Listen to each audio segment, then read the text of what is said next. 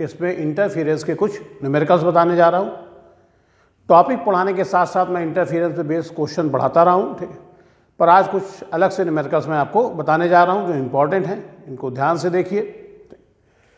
तो पहला क्वेश्चन जो आज का लिया गया है वो है the intensity at central maxima in YDSE is I0। Find out the intensity at a point where the path difference is λ/6। यानी यंग के द्विक रेखाचित्र प्रयोग में जो केंद्रीय दीपफ्रिंज बनती है, सेंट्रल मैक्सिमा मतलब केंद्र में जो दीपफ्रिंज बनती है, वहां पर बता रहा है कि लाइट की इंटेंसिटी I0 है। आप जानते हैं केंद्र पर हमेशा दीपफ्रिंज बनती है, तो एक दीपफ्रिंज पर इंटेंसिटी जो बता रहा है वो I0 है। और आप ये भी जानते हैं कि जो सेंटर होता है वहां पर दोनों वेव जब पहुंचती हैं तो वो सेम फेज में पहुंचती हैं, समान कला में पहुंचती हैं, क्योंकि जितना पाथ एक वेव ट्रेवल करती है सेंटर तक पहुंचने में, उतना ही पाथ दूसरी वेव तय करती है। यानी दोनों के बीच पथांतर जो पाथ डिफरेंस होता है वो जीरो होता है, और जब पाथ डिफरेंस जीरो होगा तो फेज डिफरेंस भी जीरो होगा। भाई delta phi equal to 2π/λ into path difference होता है, उसमें पाथ डिफरेंस जीरो रखोगे तो फेज डिफरेंस जीरो आ जाएगा। तो इसका मतलब हम ये कह सकते हैं कि जिस पॉइंट पर दोनों वेव के बीच का पाथ डिफरेंस या फेज डिफरेंस जीरो है, वहां पर जो इंटेंसिटी वो I0 है। कह रहा है find out the intensity at point where the path difference is λ/6। अब हमें उस पॉइंट पर इंटेंसिटी निकालनी है जहां पर पाथ डिफरेंस λ/6 होगा। तो हम लोग जानते हैं कि किसी पॉइंट पर रिजल्टेंट इंटेंसिटी निकालने का जो फार्मूला होता है वो होता है I equal to I1 plus I2 plus 2 root I1 I2 cos phi. इसमें दोनों स्लिट से निकलने वाले लाइट की इंटेंसिटी के बारे में कुछ नहीं बताया गया है कि दोनों स्लिट से जो लाइट निकलेगी उसकी इंटेंसिटी किसकी कितनी है। ऐसे केस में हम लोग ये मान लेते हैं कि दोनों स्लिट जो है वो आइडेंटिकल है, और आइडेंटिकल अगर स्लिट होंगी तो एक से जितनी लाइट निकलेगी दूसरे से भी उतनी लाइट निकलेगी, यानी दोनों स्लिट सेम इंटेंसिटी वाले सोर्स का काम करेंगी। ठीक, तो कहने का मतलब ये है कि अगर मान लीजिए ये लाइट सोर्स होता है, इसके आगे हम लोग दो स्लिट बनाते हैं, तो अगर इस स्लिट का जो डायमेंशन है, साइज है, और इस जितना बड़ा कट इसमें किया उतना ही बड़ा कट यहाँ किया, ठीक, तो अगर दोनों स्लिट सेम साइज की होंगी तो जितनी लाइट इससे बाहर आएगी उतनी लाइट इससे बाहर आएगी। तो इसका मतलब इससे और इससे निकलने वाली लाइट की जो इंटेंसिटी होगी वो सेम होगी, और जब लाइट की इंटेंसिटी सेम होगी यानी I1 और I2 बराबर होंगे। ठीक, तो I1 I2 जब दोनों बराबर होंगे तो यहां पर चलिए रिजल्टेंट इंटेंसिटी को हम IR से दिखा देते हैं। ठीक, अब यहां पर केस के हिसाब से I1 और I2 बराबर है। अगर अलग अलग होते तो उसने कुछ दिया होता है, एम्पलीट्यूड का रेशियो या इंटेंसिटी का रेशियो। ठीक, नहीं दिया तो मानेंगे कि स्लिट बिल्कुल आइडेंटिकल है। आइडेंटिकल स्लिट होगी तो उनसे सेम इंटेंसिटी की लाइट बाहर आएगी। ठीक, तो I1 equal to I2 equal to I हमने मान लिया कि I1 I2 बराबर है, तो इनको हम I से डिनोट करेंगे। तो अब यहाँ से रिजल्टेंट इंटेंसिटी निकालने formula I plus I plus 2 root I into I क्या हो जाएगा, I स्क्वायर कॉस फाई। तो ये हो गया आपका I और I मिलकर 2I plus 2I cos phi. इससे अगर हम लोग 2I कॉमन ले लें तो ये बन जाता है 1 प्लस कॉस फाई। यहां पर 1 प्लस,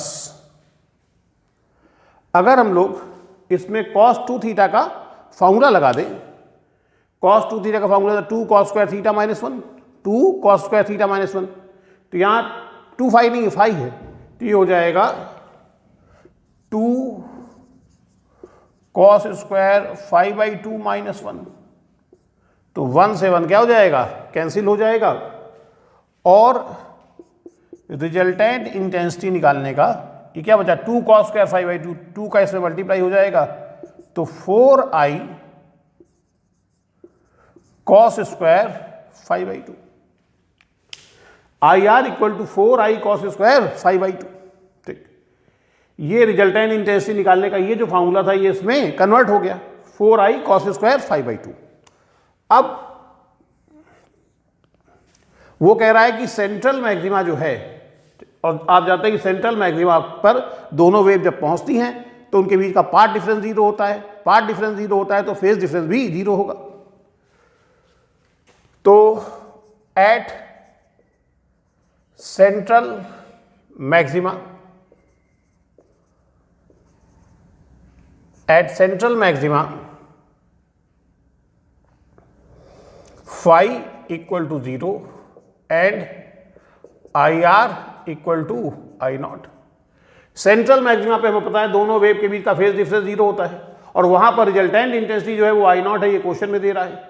तो ये अगर हम यहाँ पर फाई की जगह 0 रखें, सेंट्रल मैक्सिमा पर फाई 0 होता है और IR वो बता रहा है वहाँ I नॉट है, तो इसमें फाई बराबर 0 और IR की जगह I नॉट रख दीजिए। इसको चलिए इक्वेशन 1 डाल देते हैं। Now from equation 1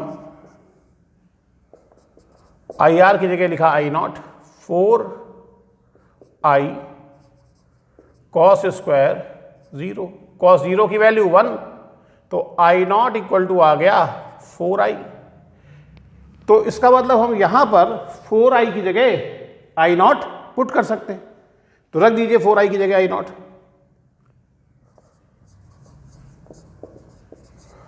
putting above value in equation 1 we get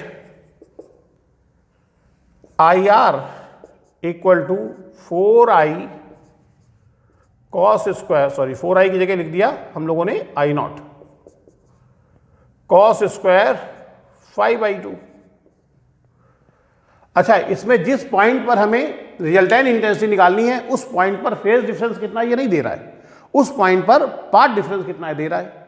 तो हम अपने इस फार्मूले को फेज डिफरेंस से हटाकर पाथ डिफरेंस के टर्म में कर सकते हैं, फिर कितने भी पाथ डिफरेंस पर हमें निकालना हो हम निकाल लेंगे। ठीक, तो हमें पता है कि phase difference delta phi equal to 2 pi upon lambda into delta x होता है। ठीक, तो यहां पर हम लोगों ने I not cos square phi की जगह लिख दिया 2 pi upon lambda into delta x upon 2 से 2 कैंसिल हो गया। IR equal to I not cos square pi upon lambda into delta x. ये हम लोगों ने फार्मूला बना लिया। अब इस फार्मूले से आप कितने भी पाथ डिफरेंस पर रिजल्टेंट इंटेंसिटी कितनी होगी इस क्वेश्चन में आप निकाल सकते हैं। उसने बोला जब पाथ डिफरेंस लैम्डा बाई 6 हो तब इंटेंसिटी कितनी होती है, यहाँ डेल्टा एक्स की जगह लैम्डा बाई 6 लिखिए। वो कहता है जब पाथ डिफरेंस लैम्डा बाई 2 होगा तब, तो डेल्टा एक्स की जगह लैम्डा बाई 2 लिखिए। जितने भी पाथ डिफरेंस पर निकालना हो डेल्टा एक्स की वो वैल्यू यहाँ पुट कर दीजिए, आपका काम हो जाएगा। अब जैसे लैम्डा बाई 6 पर निकालना है तो IR equal to I not cos square pi upon lambda into lambda by 6, lambda lambda cancel हो गया, पाई बाई 6 यानी कॉस 30। कॉस 30 की वैल्यू होती है √3/2 और √3/2 का स्क्वायर करोगे तो 3/4 आ जाएगा। तो कुल मिलाकर वहां इंटेंसिटी आ गई 3I नॉट/4। ये आपका आंसर हो गया। समझ में आ गई बात सबको? तो ये हमारा लोगों का आंसर हो गया। इस तरह से आप कितने भी पाथ डिफरेंस पर, जितने भी पाथ डिफरेंस पर, ठीक है, आपसे पूछे डेल्टा एक्स की वो वैल्यू यहां रखिए, आपका आंसर आ जाएगा। तो ये हमारा पहला क्वेश्चन हुआ। अच्छा क्वेश्चन है, इंपॉर्टेंट क्वेश्चन है। इसका आप लोग एक स्क्रीनशॉट जो है वो ले लीजिए। ले लिया स्क्रीनशॉट। क्वेश्चन ऊपर इंग्लिश में लिखा हुआ है, हिंदी में मैं एक बार फिर से बोल देता हूं कि यंग के द्विक रेखाचित्र प्रयोग में केंद्रीय उच्चिष्ट पर अगर तीव्रता I नॉट है तो उस बिंदु पर तीव्रता कितनी होगी जिस बिंदु पर दोनों तरंगों के बीच का पथांतर λ/6 होगा। ठीक है, तो ये आपका क्वेश्चन जो है वो सॉल्व हो गया। इसको आप लोगों ने इसका स्क्रीनशॉट ले लिया होगा। तो अब हम लोग बढ़ते हैं अपने अगले क्वेश्चन की ओर। तो चलिए दूसरा क्वेश्चन सॉल्व करते हैं।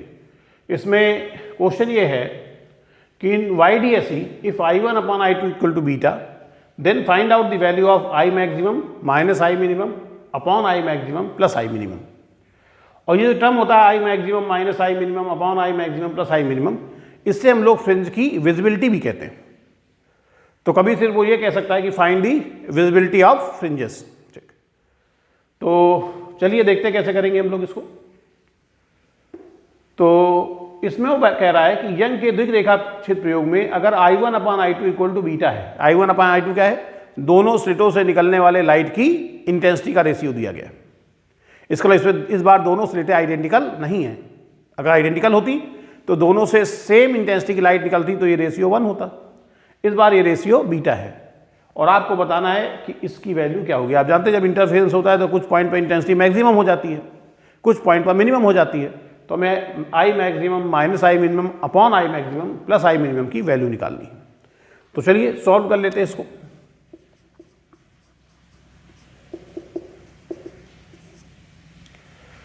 सबसे पहले क्वेश्चन में दिया गया है कि I1 अपॉन I2 बीटा है, तो हम लोग को जो वैल्यू निकालनी है I maximum minus I minimum upon I maximum plus I minimum. तो हमें पता है इंटरफेरेंस से जो इंटेंसिटी मैक्सिमम होती है उसका फार्मूला होता है under root I1 plus under root I2 का whole square minus I minimum का फार्मूला होता है under root I1 minus under root I2 का होल स्क्वायर। तो हम I मैक्सिमम और I मिनिमम की वैल्यू दोनों जगह पुट कर देते हैं।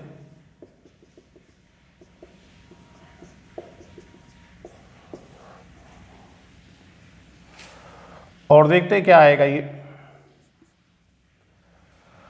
अगर हम इसका होल स्क्वायर करते हैं तो इसका होल स्क्वायर आता है I1 plus I2 plus 2 root I1 I2। इसका होल स्क्वायर करने पे आएगा I1 plus I2 minus 2 root I1 I2। लेकिन आगे माइनस होने के कारण ये minus I1 minus I2 plus 2 root I1 I2 हो जाएगा। क्लियर है? नीचे यहां पर I1 plus I2 plus 2 root I1 I2, इस बार बीच में प्लस का साइन है तो ये I1 plus I2 minus 2 root I1 I2 आ जाएगा। क्लियर है? I1 I2 से I1 I2 कैंसिल हो गया ऊपर, नीचे 2 रूट I1 I2 से 2 रूट I1 I2 कैंसिल हो जाएगा।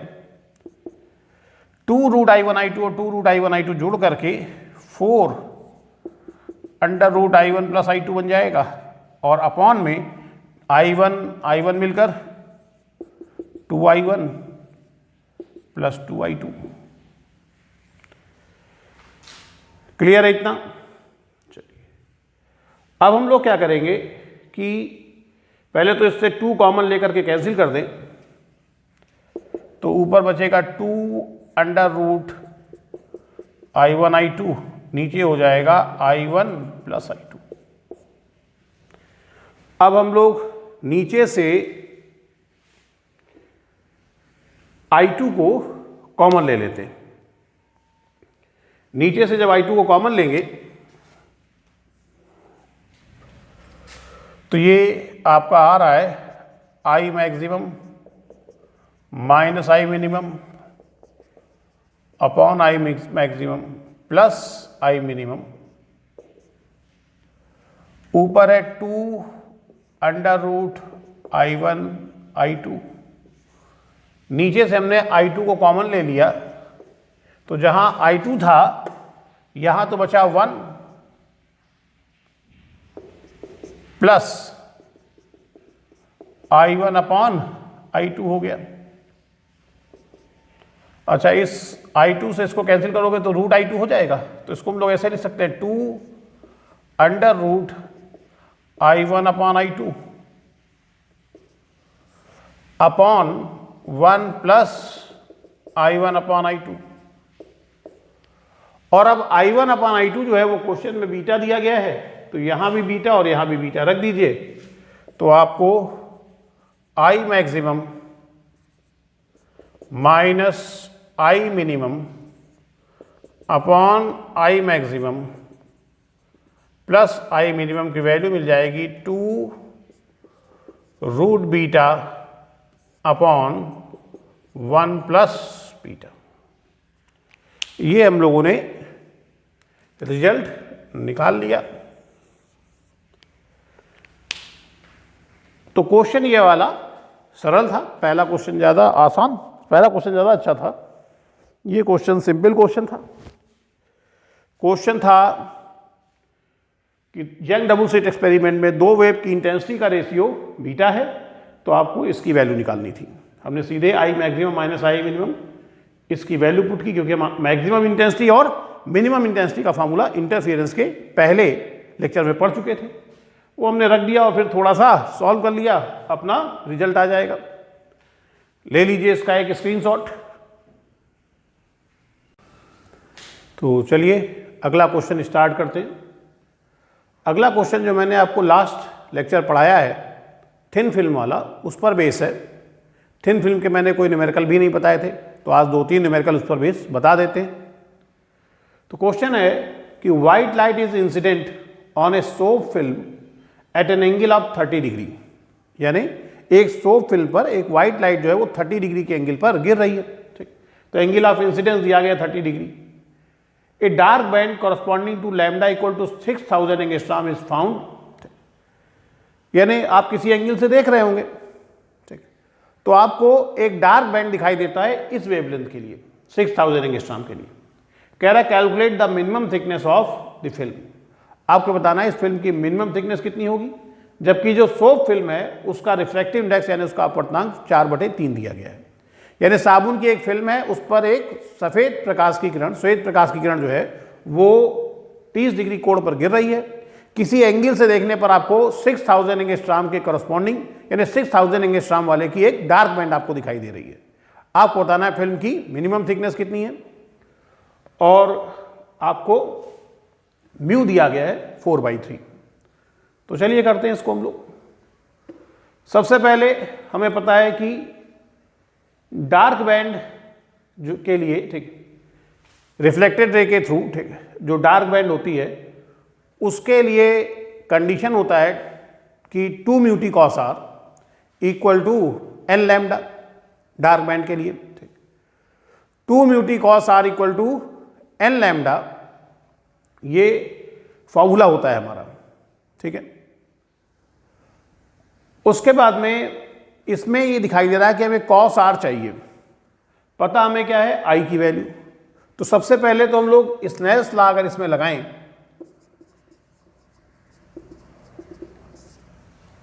और स्नेल्स लॉ लगा करके mu equal to sine i upon sine r, i कितना है 30 डिग्री साइन आर, यहां से साइन आर आ जाएगा साइन 30 की वैल्यू 1/2 अपॉन म्यू। चलिए पहले यहां साइन 30 लिख देते हैं, साइन 30 डिग्री। अब इसकी वैल्यू 1/2 और इसकी वैल्यू 4/3, तो कुल मिलाकर के ये आ गया 3/8। और जब हम लोगों ने साइन आर निकाल लिया कि साइन आर जो है वो 3/8 है, तो यहां से कॉस आर निकाल लेंगे। कॉस आर की जो वैल्यू होगी, कॉस आर होगा under root 1 minus sine square r. तो कॉस आर की वैल्यू हो गई under root 1 minus sine square r. Clear है? तो ये हम लोगों ने कॉस आर की वैल्यू निकाल ली। भाई sine square r plus cos square r equal to 1 पढ़ा है, तो cos r equal to √1 minus sine square r. Value put करिए इसमें, 1 माइनस 3/8 का स्क्वायर करेंगे तो 9/64 आ जाएगा। ठीक, इसको हम लोग सॉल्व करके यहां से कॉस आर की वैल्यू निकाल लेंगे। थोड़ी सी कैलकुलेशन होगी यहां पर, तो वो आपको करनी पड़ेगी। ठीक, तो यहां से कॉस आर की वैल्यू निकालिए और उसके बाद में फॉर डार्क बैंड हमें पता है कि 2 mu t cos r equal to होता है एन लैम्डा। टी की वैल्यू यहां से आएगी lambda upon 2 mu n lambda, और ये 2 म्यू कॉस आर से डिवाइड कर दीजिए।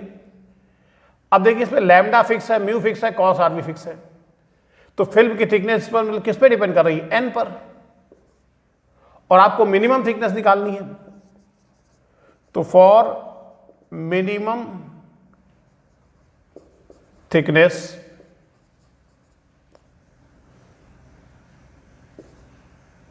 Put n equal to 1। भाई मिनिमम थिकनेस के लिए हम n की वैल्यू रख देते हैं 1, तो t इक्वल टू आ जाएगा lambda upon 2 mu cos r. और यहां पर हम लोग ठीक है n की वैल्यू सर जी इसमें 0 1 2 3 होती है। अब 0 रखने पे तो फिल्म की थिकनेस 0 आ जाएगी, और फिल्म की थिकनेस 0 होने का मतलब हो गया कि कोई फिल्म ही नहीं है, और फिल्म तो बता रहा है वो 100 फिल्म है। ठीक, तो 0 तो नहीं हो सकता। तो फिर उसके बाद minimum value n equal to 1 हमने पुट की। लैम्डा पता है,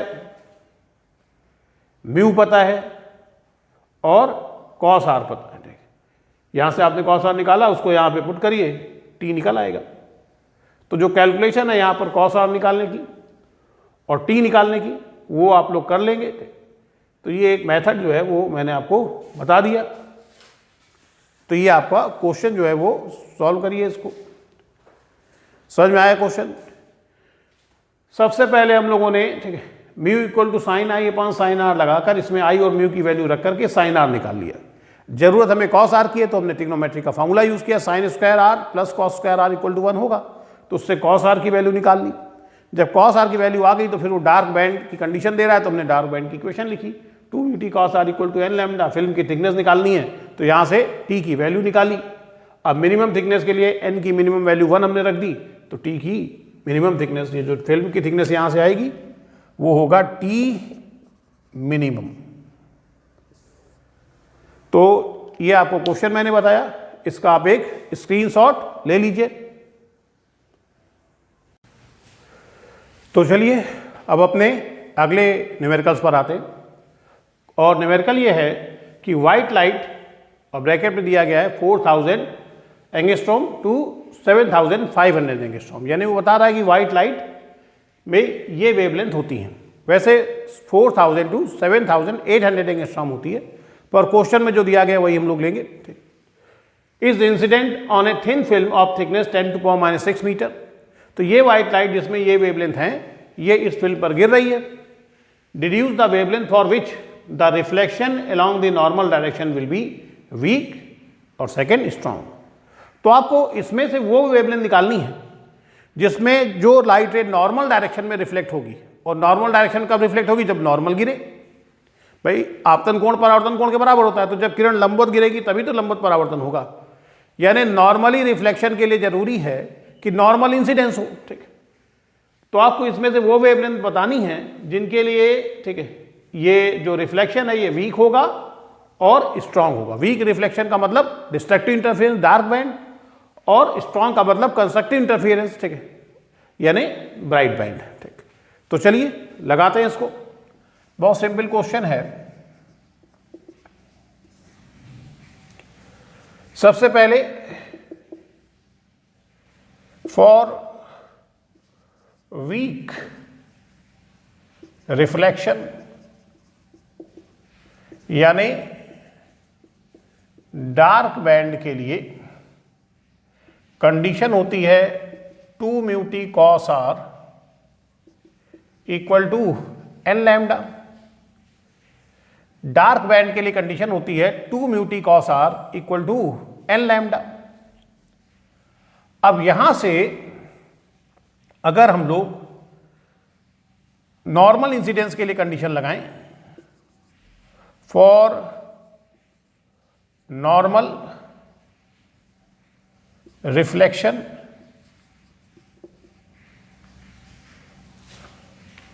नॉर्मल रिफ्लेक्शन के लिए आप जानते हैं कि रे नॉर्मली कब रिफ्लेक्ट होगी, जब लंबवत कब वापस जाएगी, जब लंबवत गिरे, तो इसका मतलब आई जीरो होगा, और जब आई जीरो होगा तो आर भी जीरो होगा।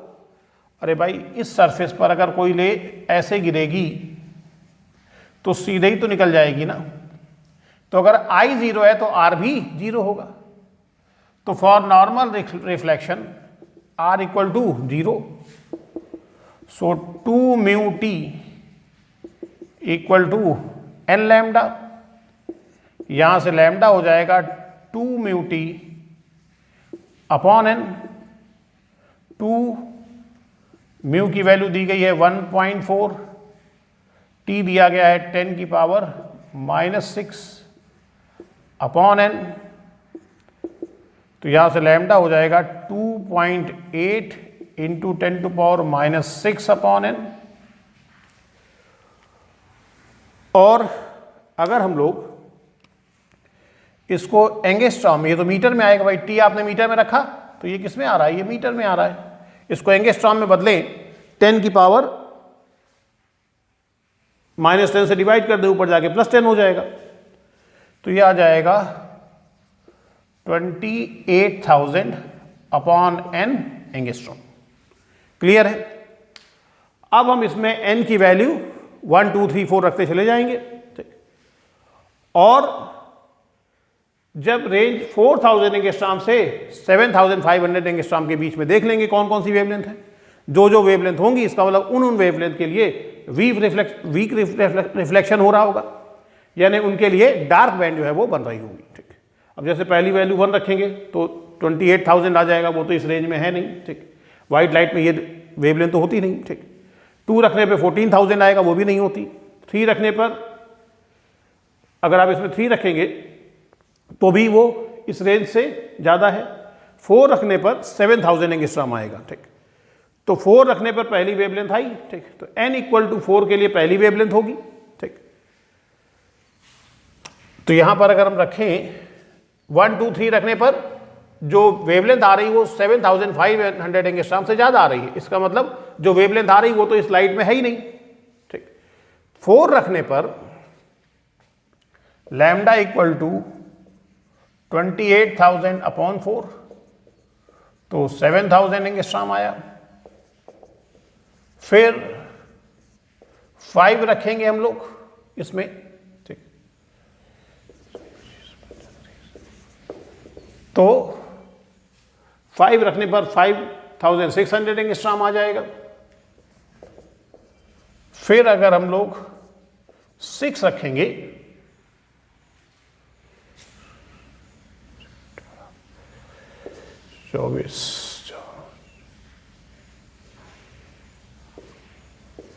4066 एंगस्ट्रॉम आ जाएगा। और अगर हम लोग इसमें 7 रखेंगे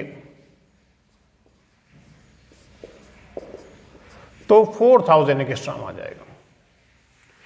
तो व्हाइट लाइट की ये वेवलेंथ हैं जिनके लिए जो वीक रिफ्लेक्शन होगा, यानी इन वेवलेंथ के लिए डार्क बैंड जो है वो बन रही होगी। इसका स्क्रीनशॉट आप लोग ले लें, ठीक। तो फिर मैं आपको इसका दूसरा पार्ट जो है वो कराता हूं, ठीक। नोट कर लिया? चलिए, अब सेकेंड पार्ट में कोई अंतर नहीं है। स्ट्रांग रिफ्लेक्शन के लिए यानी ब्राइट बैंड बने, और उसके लिए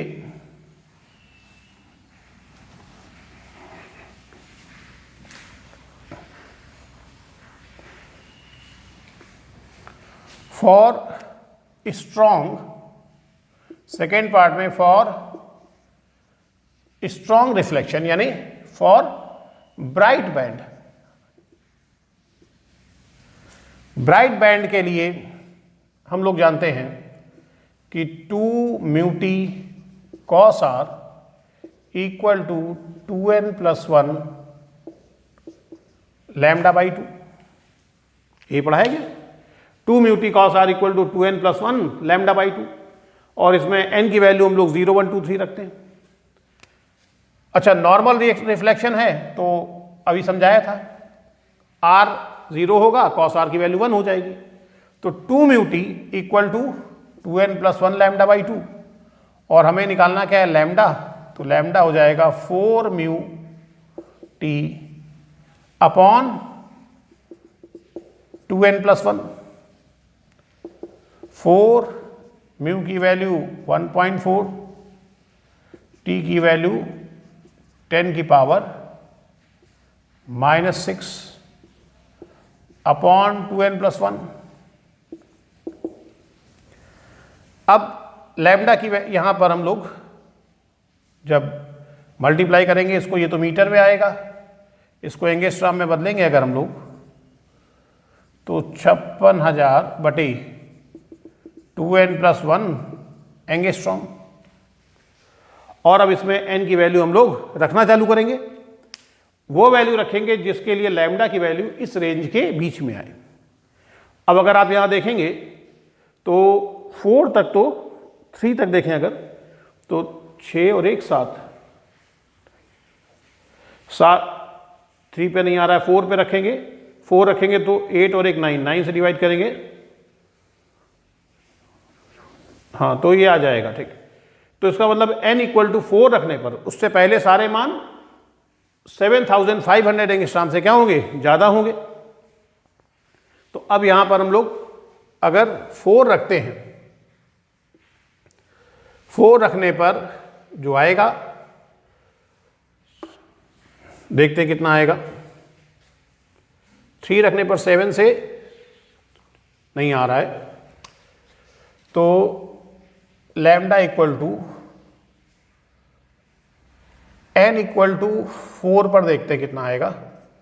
लैम्डा इक्वल टू 56000, 2 × 4 + 1 8 9,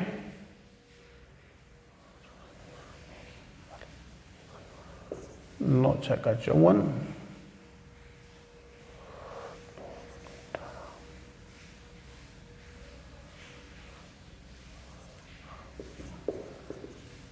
ये पहली वेवलेंथ आ रही है। फिर 5 रखेंगे जब हम लोग, n इक्वल टू 5 पर लैम्डा जो आएगा 11 हो जाएगा। 5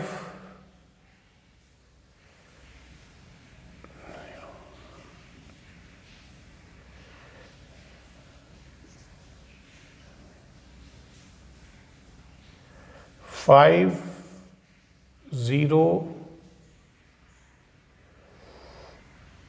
9 0 एंगस्ट्रॉम आ रहा है। 5090 एंगस्ट्रॉम आ रहा है। ठीक, और उसके बाद में अगर हम लोग यहाँ पर 6 रखें तो 6 रखने पर भी आपको 4000 से नीचे नहीं जा रहे हैं अभी आप। तो n इक्वल टू 6 पर लैम्डा इक्वल टू 5600 अपॉन 6 रखेंगे तो 13 आ जाएगा। और 13 से जब आप इसको डिवाइड करेंगे तो 13 से डिवाइड करने पर 4 3 डिवाइड करिए 56,000 में 13 से जब आप डिवाइड करेंगे तो 4308 एंगस्ट्रॉम लमसम आ जाएगा। इसमें ये इससे आगे भी जाएगा। ठीक है, तो हमने इसको राउंड फिगर में लिख दिया है। ठीक है, अगर आप इसको डिवाइड करेंगे तो इसके बाद डेसिमल में भी आगे आएगा, तो आप चाहे तो डेसिमल की 1 डिजिट तक लिख सकते हैं। ठीक, या डेसिमल के बाद जैसे अगर 8 आ रहा है तो 8 को हटा के इसको 5091 एंगस्ट्रॉम कर दीजिए, ठीक, या 5090.8 एंगस्ट्रॉम वो भी रहेगा, ठीक। अगर पूरा डिवाइड नहीं हो रहा है तो चाहे तो डेसिमल के बाद एक डिजिट तक लिख सकते हैं आप लोग, ठीक। कुल मिलाकर के ये है मेथड इस तरह के क्वेश्चंस को सॉल्व करने का। बस हमने स्ट्रॉन्ग रिफ्लेक्शन के लिए यानी ब्राइट बैंड की कंडीशन लगाई, नॉर्मल रिफ्लेक्शन है तो R 0 हो जाएगा, cos 0 की वैल्यू 1 हो जाएगी, यहाँ से लैम्डा की वैल्यू निकाल ली। अब नीचे n की वैल्यू रखेंगे एक एक करके, 0 1 2 3 रखा, ठीक। तब तक वैल्यू जो आ रही है वो 7500 एंगस्ट्रॉम से ज़्यादा है, लेकिन जो लाइट गिर रही है उसमें तो वेवलेंथ केवल यहाँ से यहाँ तक है, इसका वो वेवलेंथ की लाइट तो गिर ही नहीं रही है, ठीक। हमें तो इस रेंज में वो वेवलेंथ ढूंढनी है जिसके लिए स्ट्रांग और वीक रिफ्लेक्शन होगा। तो पहली बार 4 रखने पर जो वेवलेंथ आई वो इस रेंज में लाई कर रही है, 5 रखने पे आई, 6 रखने पे आई। अब अगर आप 7 रखेंगे तो वेवलेंथ 4000 एंगस्ट्रॉम से कम हो जाएगी, तो वो वेवलेंथ तो गिर नहीं रही है, ठीक। तो इसका मतलब ये वो वेवलेंथ है विजुअल रीजन में जिनके लिए स्ट्रांग रिफ्लेक्शन होगा, ठीक। और ऐसे ही वीक रिफ्लेक्शन वाला मैंने पहले आपको बताया था। क्लियर है क्वेश्चन? बिल्कुल नोट कर लीजिए सब लोग इसको, नोट कर लिया तो चलिए अगले न्यूमेरिकल पर आते हैं। और अगला न्यूमेरिकल है white light is reflected at perpendicular incidence from a soap film, यानी किसी सोप फिल्म पर व्हाइट लाइट गिर रही नॉर्मली, यानी I 0 है तो I 0 होगा तो R भी 0 होगा। पता है आपको कि सीधे गिरेगी तो सीधे निकल जाती है, ठीक। Has a maxima at 6000 angstrom and a minima at 4500 angstrom with no minima in between. तो वो ये बता रहा है कि 6000 एंगस्ट्रॉम के लिए हमें मैक्सिमा मिल रही है और 4500 एंगस्ट्रॉम के लिए हमें मिनिमा मिल रही है with no minima between them, यानी बीच में और कोई मिनिमा नहीं मिल रही है। कह रहा है म्यू दिया गया है फिल्म का और आपको फिल्म की थिकनेस निकालनी है। कैसे लगेगा क्वेश्चन वो देखते हैं हम लोग, ठीक। तो चलिए स्टार्ट करते हैं।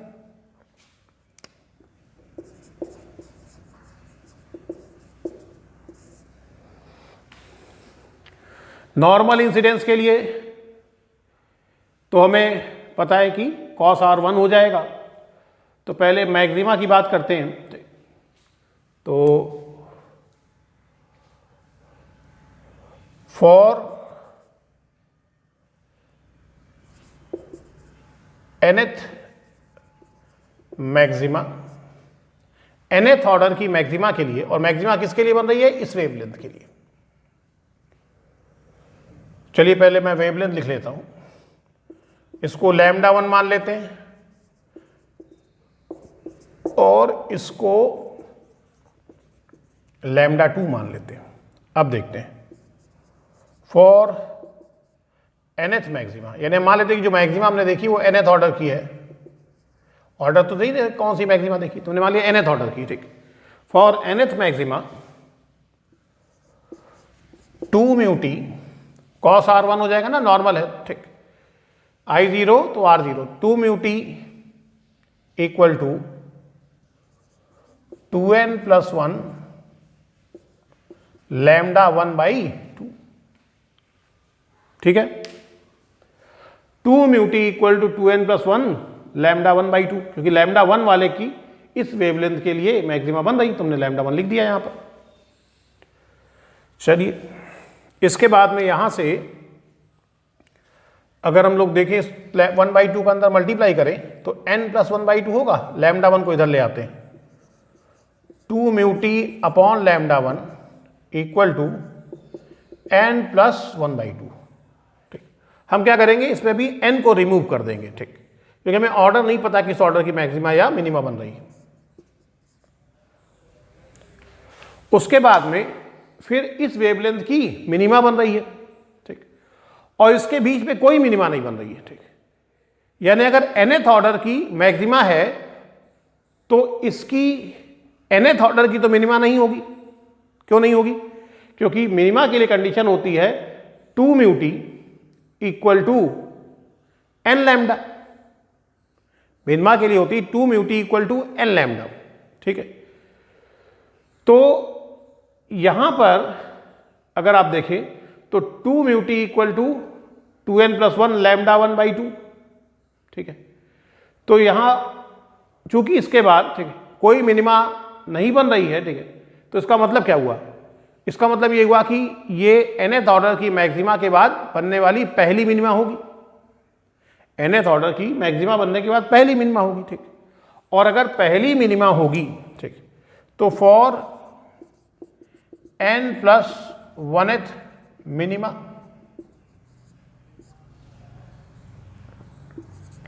To mu t equal to n+1, भाई फॉर्मूला क्या होता है? 2 mu t equal to n lambda, और मैं कह रहा हूं ये n+1th मिनिमा होगी, तो n+1 लैम्डा, n की जगह n+1 लिख दिया, और लैम्डा कौन सा? लैम्डा 2, क्योंकि इसी की मिनिमा बन रही है। क्लियर है? यहां से हम इसको इधर ले आएंगे तो ये हो जाएगा 2 mu t upon lambda 2, 2 mu t upon lambda 2 equal to n+1।